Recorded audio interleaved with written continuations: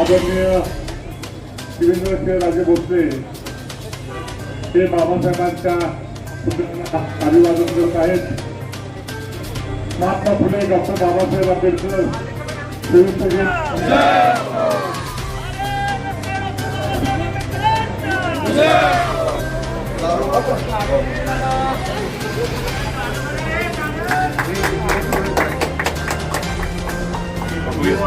या दोघांना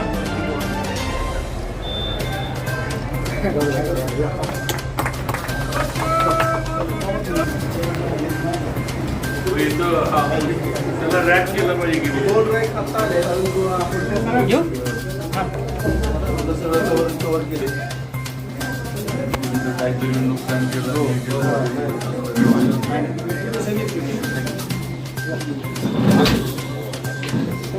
ओके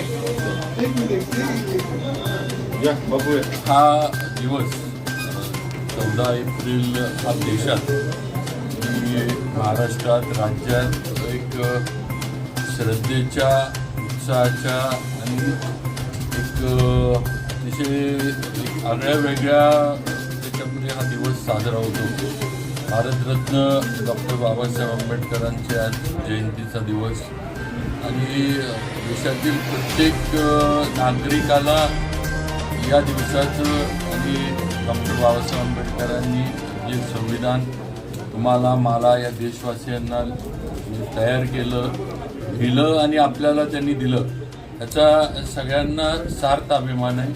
आज आपण सगळे कोण कुठल्या जातीचा पंथाचा धर्माचा किंवा कोण कुठल्या रीतिरिवाज पाळतो हे विषय एकीकडं आणि भारतीय म्हणून या भारत देशाचे नागरिक किंवा नागरिकांचे अधिकार हे सगळं आपण या संविधानामुळं एका रेषेमध्ये आपण सगळेजण असतो आणि ही किमया जी आहे ही डॉक्टर बाबासाहेब आंबेडकरांनी या संविधानाच्या माध्यमातून या देशाला दिली.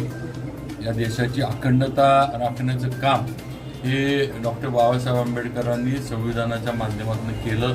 ही वस्तुस्थिती आहे ना त्या देशाचे कधीच तुकडे आपल्या भारताचे पण झाले असते हे सुद्धा आपण सगळ्यांनी भारतीय नागरिकांनी लक्षात ठेवलं पाहिजे.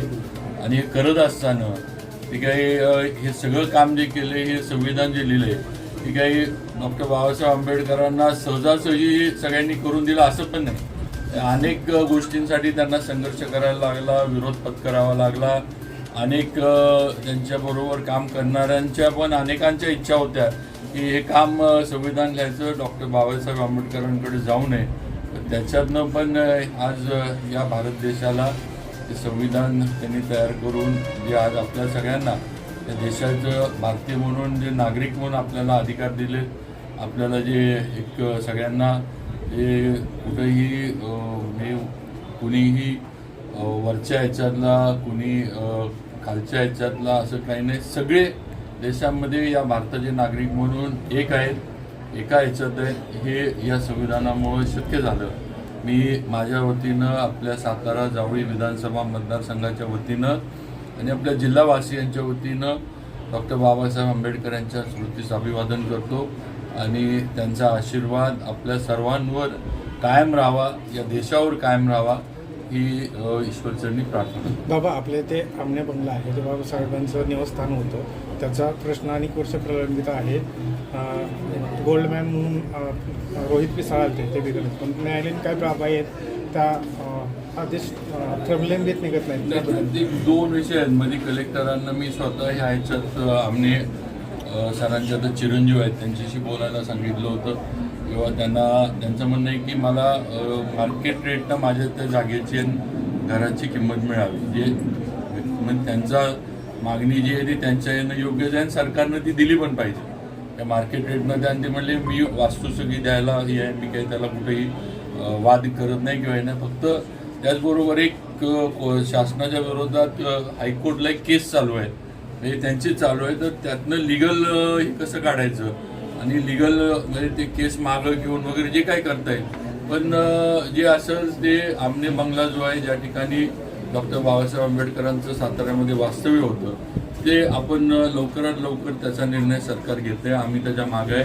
दुसरं आपल्या प्रतापच्या हायस्कूलला 1 कोटी रुपये मिळाले, त्याचा एक अजून 50 कोटीचा आपण प्रस्ताव पण दिला आहे. त्याला पण आपल्या सामाजिक न्याय विभागाकडनं लवकरात लवकर त्या शाळेची पण दुकान तिथं डॉक्टर बाबासाहेब आंबेडकर प्रतापच्या हायस्कूलमध्ये पण शिकायला होते. त्यामुळे ते सुद्धा आपल्या सातारकरांच्या दृष्टीने एक अभिमानाची गोष्ट आहे. त्यामुळे ते पण वास्तू आपण दुरुस्त वगैरे त्याला हे करतो. रमाबाई स्मारकाचा पण प्रश्न प्रलंबित आहे मुंबईतला भीमा बघू आपण. मी त्याची माहिती मी नाही घेतलेली, पण मी नक्की त्याची माहिती घेईन. कशात अडकले काय आणि आपण ते सोडवू त्याचं.